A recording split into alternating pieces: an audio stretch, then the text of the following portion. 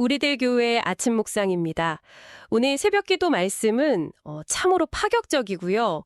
우리의 지극히 현실적인 생존의 고민을 정면으로 찌르는 아주 강력한 메시지였습니다. 여러분, 새벽에는 계속해서 레위기의 말씀을 보고 있죠? 네, 맞습니다. 오늘 우리가 이 말씀 나눔을 통해 함께 살펴볼 본문은 레위기 25장, 바로 안식년에 관한 규례입니다. 하나님의 말씀으로 오늘 하루를 아주 활기차고 단단하게 시작하도록 돕는 것이 우리의 목표입니다. 네, 보통 현대인들에게 안식년이라는 단어는 지친 일상에서 잠시 벗어나서 여행을 가거나 재충전하는 약간 달콤한 휴가 정도로 수비되잖아요. 그렇죠. 1년 푹 쉬는 시간이라고 생각하죠. 하지만 오늘 말씀에서 확인한 성경적 안식년의 진짜 의미는 우리가 생각하는 그런 낭만적인 휴식과는 거리가 멉니다. 이것은 훨씬 더 거대하고 치열합니다. 휴식이 아니라면 어떤 의미입니까? 단순한 육체적 쉼의 문제가 아니라 내 삶의 통제권, 즉 내 인생의 생명줄을 누가 쥐고 있는가를 가리는 아주 피 튀기는 영적 전투의 현장입니다. 와, 영적 전투요? 이 아침 묵상 시간을 통해 여러분과 함께 이 영적 전투의 실체를 낱낱이 파헤쳐 보겠습니다. 안식년이라는 제도가 대체 왜 내 삶의 통제권과 직결되는 문제인지 그 본질에 하나씩 풀어가야 하는데요. 네, 가장 먼저 짚고 넘어가야 할 부분은 바로 장소입니다. 오늘 말씀에서는 하나님이 이스라엘 백성에게 아주 구체적인 시점을 못 박으십니다. 맞아요. 내가 너희에게 주는 땅에 들어간 후에 지키라고 하셨죠? 네, 가나안 땅에 들어간 이후에 이 안식년을 지키라고 명령하십니다. 애굽도 아니고 광야도 아닌 왜 하필 가나안 땅인지 그 배경부터 파악해야 합니다. 이 장소의 변화가 갖는 영적 의미가 오늘 본문의 아주 핵심 열쇠입니다. 이스라엘 백성이 노예로 사였던 애굽을 먼저 한번 떠올려 보십시오. 애굽은 나일강이 흐르는 곳이잖아요. 네, 정확합니다. 애굽은 나일강이라는 거대한 수원지가 존재하는 곳입니다. 고대 농경사회에서 물은 곧 생명입니다. 그러니까 인간이 수차를 돌리고 발로 물을 대는 수구만 더하면 하늘에서 비가 오지 않아도 어떻게든 내 힘으로 먹고 살 수 있는 철저한 인간 노력의 땅이 바로 애굽입니다. 내 땀방울이 곧 생존이 되는 땅이군요. 반대로 광야는 어떻습니까? 광야는 농사 자체가 아예 불가능한 모래사막입니다. 인간이 아무리 발버둥 치고 씨를 뿌려봐야 전혀 소용이 없습니다. 100% 하나님께 의존해야 하는 곳이죠? 맞습니다. 전적으로 하나님이 매일 아침 내려주시는 만나에만 완전히 의존해야 생존할 수 있는 절대 의존의 땅입니다. 애굽은 내 노력으로 사는 땅, 광야는 하나님의 전적인 기적으로만 사는 땅. 그렇다면 그들이 최종적으로 들어간 가나안은 완전히 다른 성격의 땅이라는 뜻입니까? 가나안은 흔히 젖과 꿀이 흐르는 땅이라고 해서 가만히 있어도 먹을 것이 쏟아지는 낙원처럼 생각하기 쉽잖아요. 그것이 바로 우리가 흔히 아는 아주 큰 오해입니다. 가나안은 가만히 놀고 먹는 땅이 절대 아닙니다. 가나안은 산과 골짜기가 많아서 애굽처럼 강물을 알아서 끌어다 쓸 수 있는 구조가 아닙니다. 강물이 없으니까 스스로 농사를 지어야겠네요. 네, 스스로 밭을 갈고 땀 흘려 돌을 골라내고 아주 치열하게 씨를 뿌려야 합니다.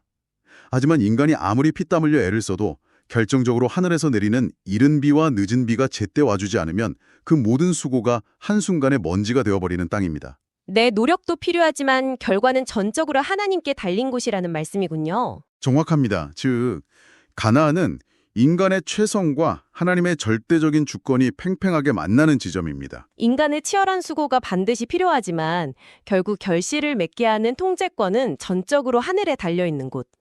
가만히 들어보면 우리가 살아가는 지금의 현실과 너무나 똑같습니다. 네, 우리 일상과 다를 바가 없죠. 그런데 바로 그 가나안 땅에서 하나님은 이성을 마비시키는 아주 파격적인 스케일의 명령을 내리십니다.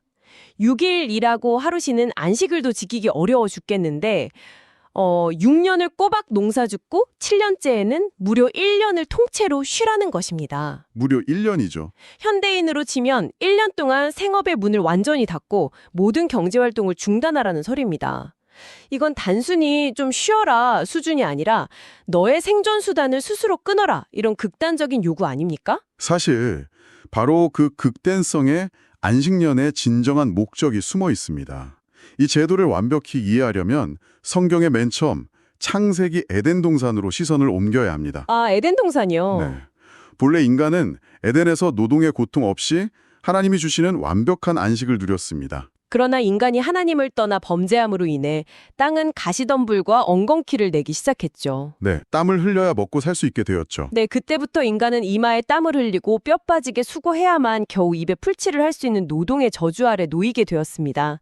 성경의 전체 역사는 바로 이 안식을 잃어버리고 평생을 불안 속에서 노동해야 하는 인간에게 하나님이 어떻게 진짜 안식을 회복해 주시는가에 대한 거대한 구원 프로젝트입니다. 와, 안식년이 그 거대한 프로젝트의 일부라는 거군요. 맞습니다. 안식년은 에덴의 그 완벽한 안식을 7년마다 강제적으로 맛보게 하는 거룩한 장치입니다. 노동의 저주를 끊어내고 하나님의 은혜만 남은 진짜 안식을 경험하게 하는 일종의 영적 시뮬레이션이라는 말씀이군요.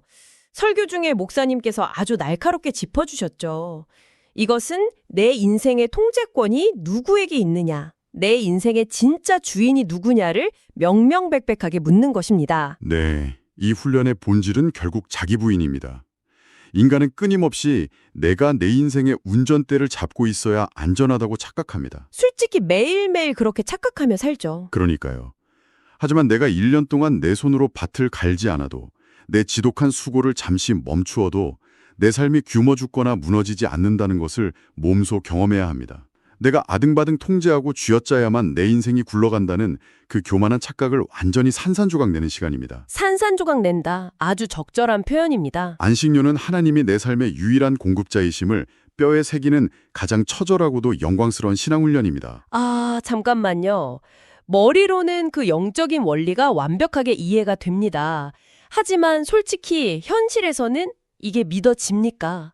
당장 1년을 통으로 쉬라고 하면 영적인 깨달음보다 뼛속 깊은 곳에서부터 현실적인 공포와 두려움이 먼저 몰려오는 것이 인간입니다. 당연하죠.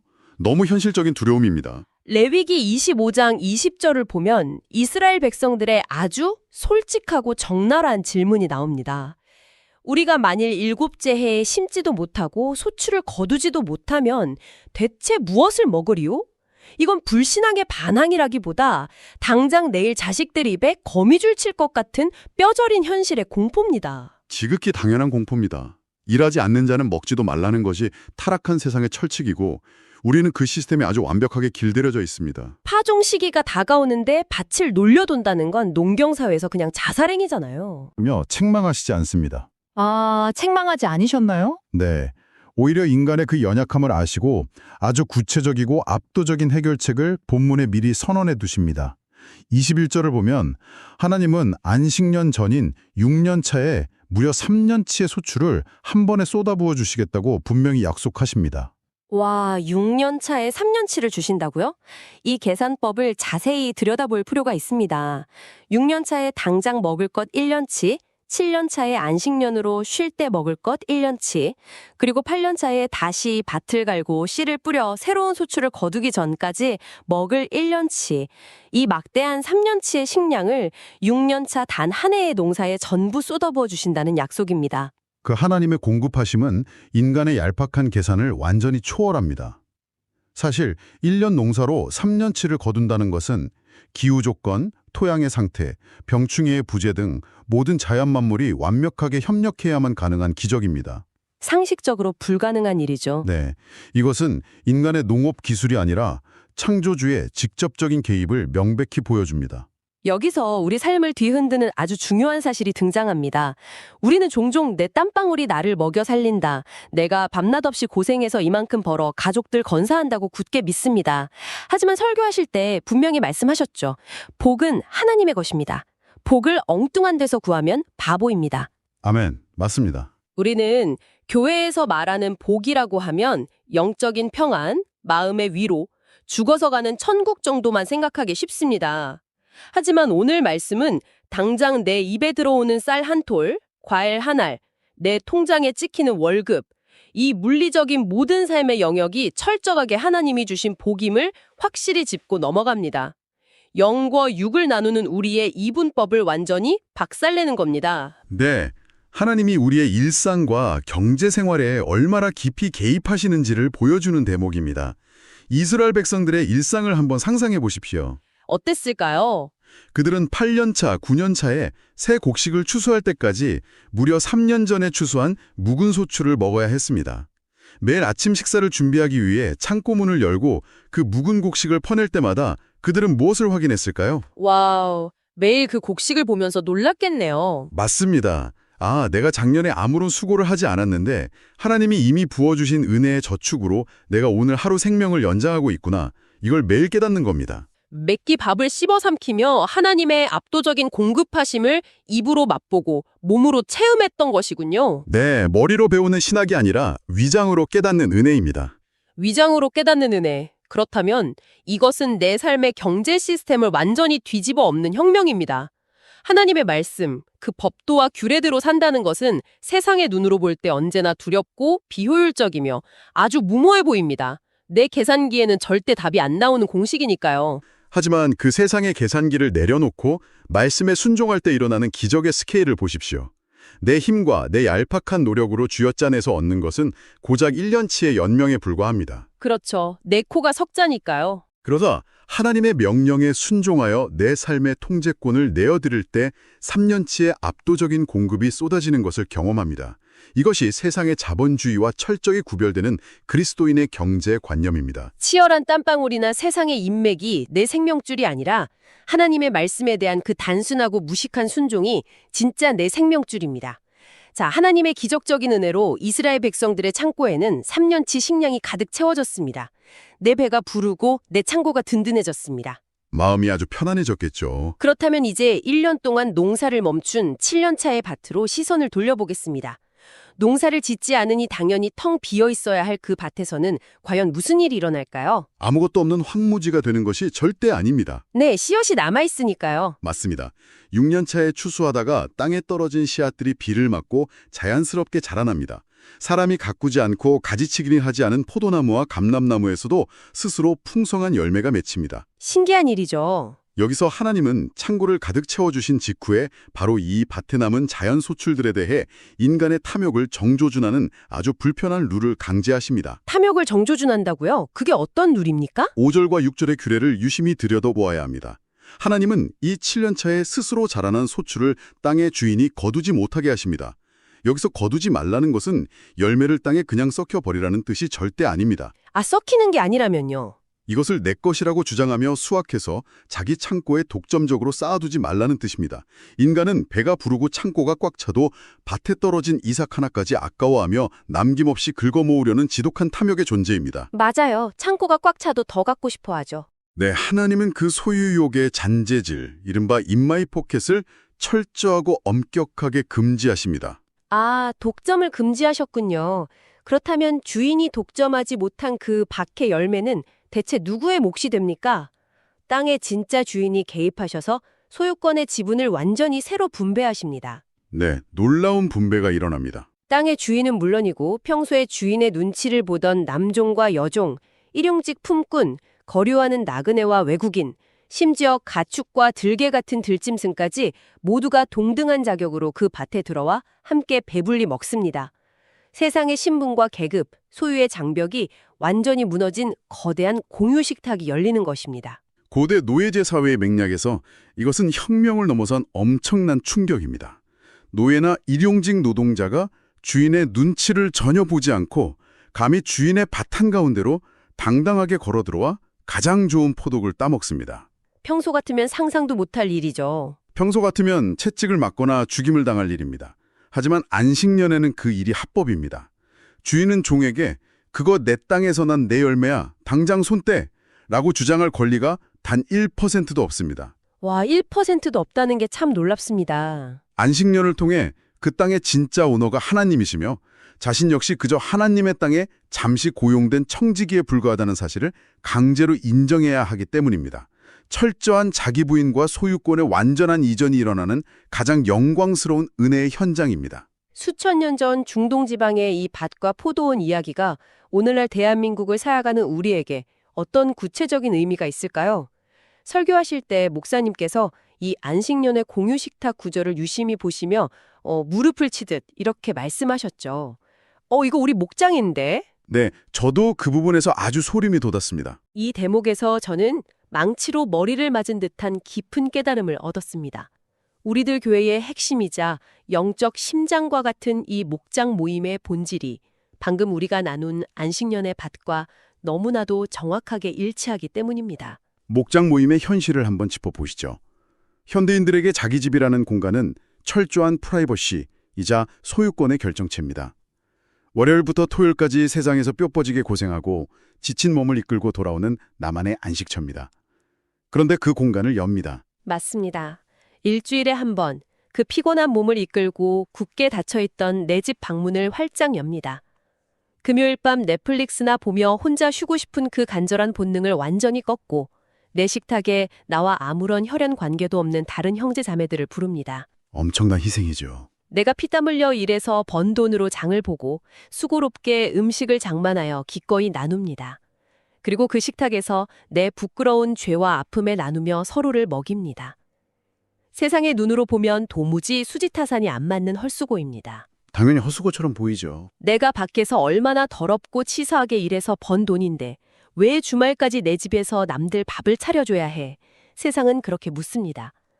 하지만 바로 이 목장의 헌잔에서 내 지갑, 내 집, 내 시간, 이 모든 것은 내 것이 아니라 하나님이 은혜로 주신 것입니다. 라는 위대한 신앙 고백이 터져 나오는 것입니다.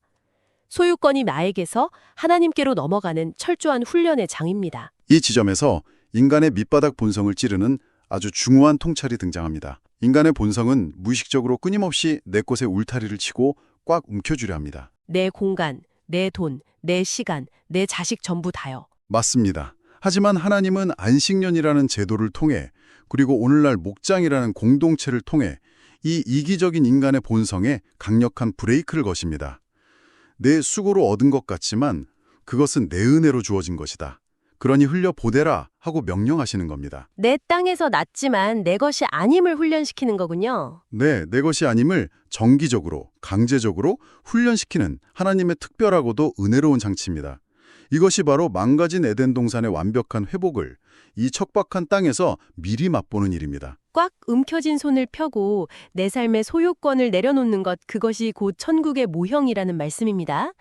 자, 이렇게 이기심을 깨트리는 완벽하고 아름다운 나눔의 제도, 이스라엘 백성들은 과연 약속의 땅 가나안에 들어가서 이 안식년을 기쁘고 성실하게 잘 지켜냈을까요? 참, 이 부분이 가장 안타까운 대목인데요. 성경이 증언하는 역사적 사실을 들여다보면 우리는 참으로 씁쓸하고 충격적인 인간의 밑바닥 진실을 마주하게 됩니다. 네, 구약 성경의 역사적 팩트는 아주 냉혹합니다. 놀랍게도 이스라엘 역사상 이 안식년 규례는 국가적 차원에서 단 한 번도 제대로 지켜지지 않았습니다. 단 한 번도요, 세상에. 머리로는 이것이 얼마나 아름다운 제도인지 알았을 것입니다. 하지만 막상 7년째가 되어 밭을 놀리려고 하니 마음속 가장 깊은 곳에서 도저히 통제할 수 없는 탐욕과 생존의 두려움이 독사처럼 고개를 들었습니다. 욕심이 올라오는 거죠? 작년에 창고에 많이 채워두긴 했지만 올해 이 밭에 한 번 더 씨를 뿌리면 나는 남들보다 2배로 부자가 될 텐데 1년을 통으로 쉰다는 건 너무 아깝고 불안하다. 그 불안감 충분히 이해는 갑니다. 결국 그들은 하나님의 약속보다 당장 눈앞에 보이는 흙덩어리와 이삭을 선택했습니다. 단순히 제도를 안 지킨 게 아니라 하나님의 주권을 전면 부정한 것이군요. 도대체 왜 그렇게 철저하게 실패한 겁니까? 율법서에 사형에 처하겠다는 아주 무서운 경고들이 수없이 많은데도 말입니다. 율법이라는 외부의 강제 조항만으로는 인간 내면에 뿌리박힌 그 지독한 탐욕의 암세포를 결코 도려낼 수 없다는 것을 명확히 보여줍니다. 율법의 명령을 받아도 인간의 마음은 전혀 변화되지 않습니다. 겉으로만 지키는 척 했겠네요. 네, 겉으로는 안식년을 지키는 척 밭을 놀려도 속으로는 남들이 내 밭에 들어와 포도 하나를 따먹는 것을 보며 분노로 피눈물을 흘렸을 것입니다.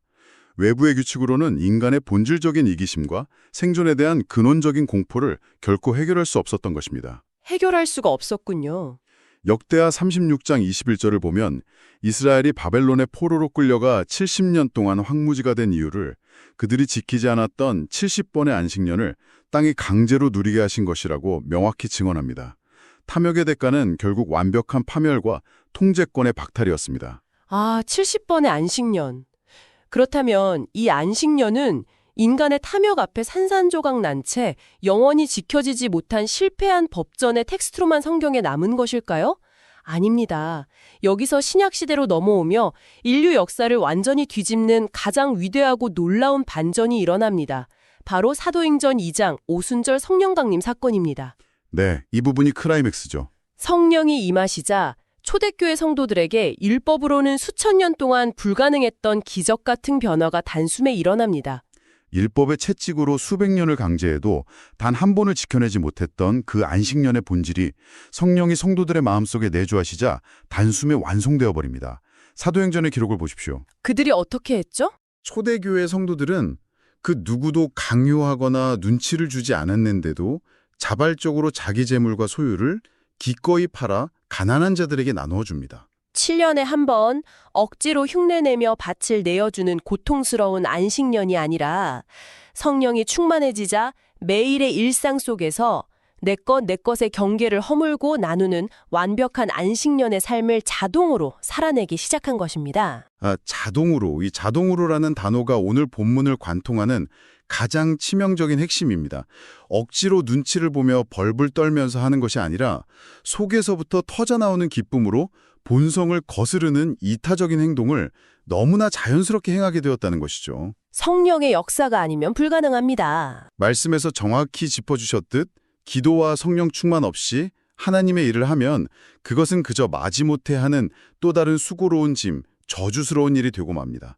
내 힘으로 목장을 하려다 보면 당장 입에서 불평이 터져나오지 않습니까? 불평이 안 나올 수가 없죠. 도대체 내 집을 내어주고 내 돈 써가며 밥 차려주는 이 수고로운 짓을 언제까지 해야 합니까? 저 인간은 왜 매번 와서 밥만 먹고 갑니까? 당연히 이런 원망과 따증이 속에서 부글부글 들끓게 됩니다. 바로 그 인간적인 인내심의 한계점, 내 힘으로만 도저히 형절을 품을 수 없는 그 절망적인 바닥의 순간 때문에 우리에게 성령 충만이 절대적으로 필수적인 것입니다. 그래서 성령 충만을 받아야 하는군요. 율법의 의무감으로 지키려고 하면 억지로 눈치를 보며 내 것을 뺏긴다는 억울함에 평생 시달려야 합니다. 하지만 기도를 통해 성령이 내 안에 충만해지면 구제하고 돌보고 섬기고 낯선 이들을 위해 기꺼이 내 집 방문을 활짝 여는 그 수고로운 일이 성도의 가장 자연스러운 삶의 방식이자 가장 기쁘고 온전한 안식의 행위로 변화합니다. 기쁨으로 변하는 기적이 일어나는 거네요. 율법은 밖에서 우리를 오가매지만 성령님은 우리 안에서 탐욕의 뿌리를 뽑아내고 진짜 천국의 안식을 창조해내시는 분입니다. 결국 답은 하나입니다. 매일 성령 충만을 구하며 엎드려야만 이 은혜로운 나눔이 기쁨이 됩니다. 내 손에 피가 나도록 꽉 쥐고 있던 내 인생의 소유권, 내 재산, 내 자식의 미래까지도 기꺼이 하나님께 온전히 내어드릴 수 있는 진짜 힘은 오직 성령님으로부터만 나옵니다. 아멘. 철저히 동의합니다. 자, 아주 치열하게 달려온 오늘 아침 묵상을 이제 마무리할 시간입니다. 오늘 레위기의 안식년 말씀을 통해 우리는 불편하지만 결코 외면할 수 없는 아주 분명한 영적 현실을 직시했습니다. 여러분, 우리를 먹여 살리는 것은 매일 아침 일찍 일어나 밤 늦게까지 수고하는 우리의 치열한 땀방울이 아닙니다. 절대 아닙니다. 6년 차에 우리의 계산을 뛰어넘어 3년치를 단번에 쏟아 부어주시는 하나님의 압도적인 은혜만이 우리의 진짜 생명줄입니다. 세상에 주입한 생존의 두려움을 이제는 내려놓으십시오. 움켜진 두 손을 펴고 내 삶의 운전대와 통제권을 온전히 하나님께 넘겨드려야 함을 여러분에게 다시 한번 못 박습니다. 맞습니다. 우리는 여전히 매일 아침 가나안 땅 한복판에서 눈을 뜹니다. 내 힘으로 치열하게 밭을 갈아야 하지만 결국 하늘의 비를 전적으로 기다려야만 생존할 수 있는 척박하고 불안한 세상을 살고 있습니다. 정말 하루하루가 불안하죠. 하지만 내가 살겠다고 통제권을 꽉 쥐는 대신 하나님의 말씀에 순종하여 밭을 내어주고 창고를 여는 그 순간 굶어 죽을 것 같은 불안이 찾아오는 것이 아닙니다. 오히려 하나님이 친히 베푸시는 완벽한 안식과 은혜의 공유 식탁이 우리 삶에 기적처럼 펼쳐집니다. 완벽한 안식이 찾아온다. 이것은 결코 내 결심으로 되지 않습니다.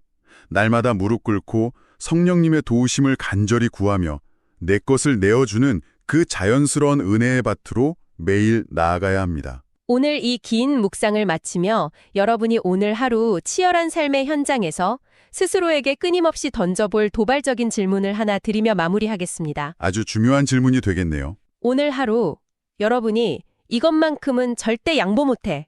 이건 순전히 내 땀과 내 노력으로 얻어낸 완벽한 내 거야. 이렇게 굳게 확신하며 두 손에 피가 통하지 않을 정도로 꽉 움켜쥐고 있는 것은 도대체 무엇입니까? 여러분의 통장 잔고입니까? 여러분의 지위입니까? 아니면 여러분의 자녀입니까? 돌아보게 되네요. 만약 오늘 하루가 하나님이 강제로 선포하신 영적인 안식년의 첫날이라면 여러분은 그 내 것의 굳건한 울타리를 활짝 열어젖히고 가장 먼저 누구를 여러분의 은혜의 식탁에, 여러분의 7년차 밭에 초대하시겠습니까? 이 뼈아픈 질문을 가슴 깊이 품고 두려움이 아닌 성령의 주시는 자유함으로 오늘 하루를 시작하시길 간절히 바랍니다. 이 말씀을 붙들고 오늘 하루도 승리하십시오.